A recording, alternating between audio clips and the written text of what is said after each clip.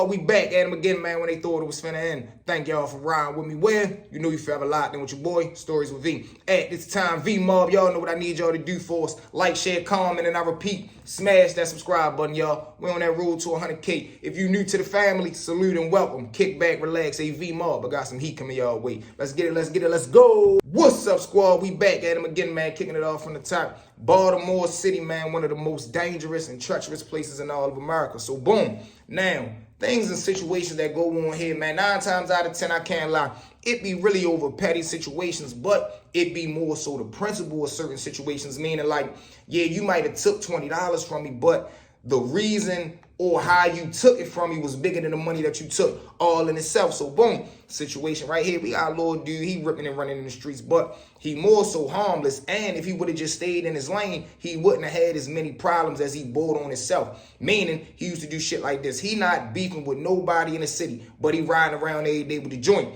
Meaning now when you got the joint on you and you riding around town and you got this type of sense of thought in your mind that you're a tough guy, you bout that, you living like that, you standing on business. But like I just told y'all, he has no enemy, so it's no business for you to even stand on. So now we'll be outside and shit like that. He'll be cool and he got the joint on him. Every time somebody pulling up, he fake clutching. Every time cars driving past, he mean mugging them and shit like that. Now, let's just say somebody take that a certain way driving past, seeing you mean mugging them for no reason, and you fake clutching. They drive up the street, you feeling like you done got away with that disrespect. They spin back around and put that belt to your ass. Now you sitting there looking crazy all over nothing. So boom, little dudes to do little shit like that. So now he ends up getting into a little situation with a dude across town over a female. Things end up going left. Words get a little intensified. Now it's to the point where as though next time we see each other, y'all know what time it is, and we all know what that means. So now that he really got an opposition, he come outside the next day, he pull up. I'm like, shit, you know, you tight, you got yourself situated. No, I ain't even really trying to ride like that no more. What the fuck you mean you ain't trying to ride like that? You've been riding around like this for 9 months and ain't been beefing with nobody.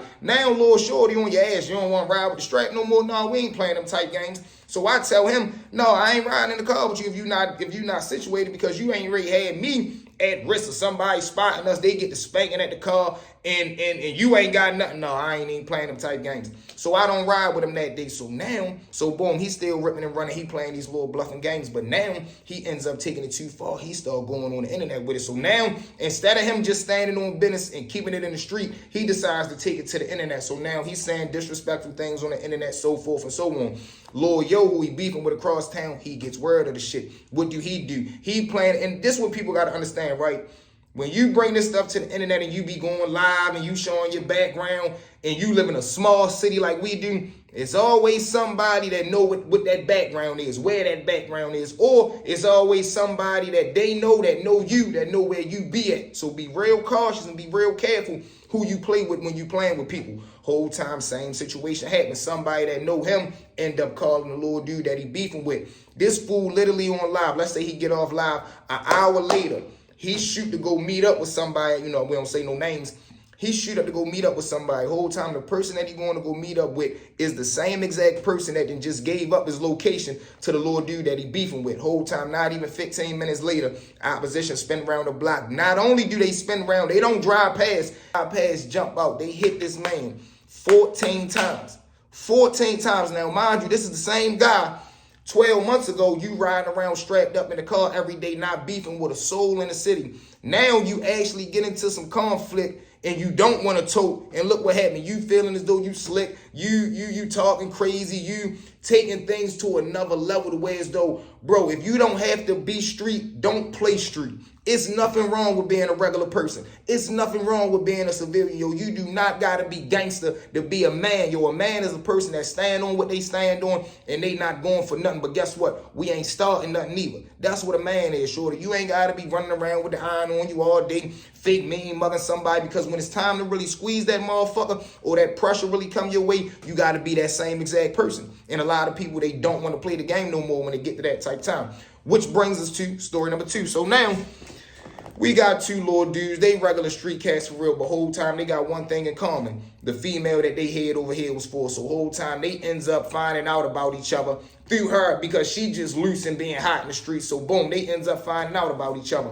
So now instead of them blaming her and stop dealing with her, they want to argue and beef with each other. So what do that lead to? Them wanting to talk gangster. They start sending each other threats. So now, of course, it gets you. It is what it is. When I catch you, I'ma stretch you. So now, one of the little dudes end up getting spanked. He get caught lagging one day. They put the belt to him. So now, keep track of all this too with me, y'all. That's one body already caught. So now, the little dude who then just got cracked, he got an older brother who a well-known little dude in the street. But the dude that put the belt to him, he don't care about that because he younger. He coming up and he trying to make a name for himself. But whole time, he got a vicious perk habit. So whole time, he gets caught lagging one day down the perk strip. Little dude who serving him the perks down the hole, he calls the big brother, letting him know that the target is right there. Boom. Big bro get the car. He slides down there, wear the man out in the car. So that's two bodies. But listen, not only do he get wore out in the car on a well-known perk block, he get blue in front of his baby mother house. He was on the way right there to pick up his 6-year-old daughter. That never happened. Boom.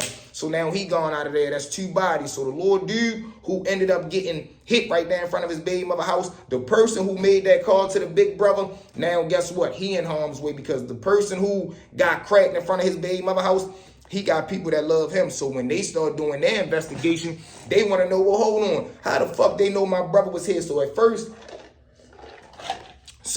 they start looking at the baby mother like, man, what the fuck you set my brother up? But they looking like, man, she would never do no shit like that. But like I always tell y'all, when you living in a small town or when you playing in the streets in general, word gonna spread like water. So word come out who the little dude was that made the call that ended up getting Shorty blue. So now guess what? Cho that got blue, his people end up cracking yo. So now that's what, 4 bodies now? And now mind you, stay with me. This is 4 people gone, all over 2 dudes beefing over 1 girl. So now Lil Yo, who made the call, setting the little dude up, he ends up getting blue. So now when he get blue, Yo that did that, which was the baby father, he ends up getting into a situation with that block because now little dude who ended up cracking the guy that made the call, now guess what? He come from a well-known block, which was the perk block that the little dude was copping from. So now guess what? They beefing with him. So now who else do that put in harm's way? The baby mother who's staying on that block where the baby father got blue at.